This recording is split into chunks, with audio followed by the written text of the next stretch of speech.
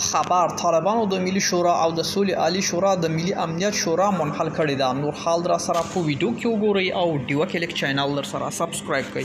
فالسلامونه محرک علیکم. د طالبانو حکومت د مولا هیبت الله د شفاهي حکم پر بنسټ د ملي شورا او د ملي امنیت شورا په ګډون یو شمېر دولتي ادارې منحل کړي دي.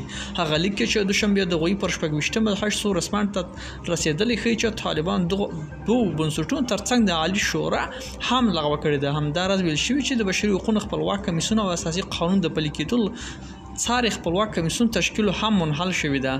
د دغه لیک پر بنسټ د طالبانو یادو ادارو په ګډون د ملي شورا دواړو جرګو دارالانشاء هم ور لومړۍ نیټې څخه لغوه شوی ده.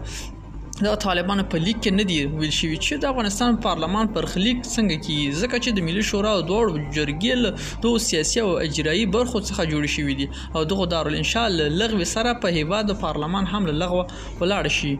د ویلو ده چې طالبان مخکې د ټاکنو کمیسیون په پارلماني چارو کې د دولت وزارت او د سولې او بشري حقوقو وزارت هم منحل اعلان کړی دی. ملګرو دا و زموږ چمتو شوی ویډیو که تاسو دې ویډیو په اړه کوم نظر پیشنهاد لرئ موږ سره په کومنټونو کې شریک کړئ او د لا ښکلو ویډیوګانو لپاره له موږ سره پاتې شئ. تر بیا ښې چارې.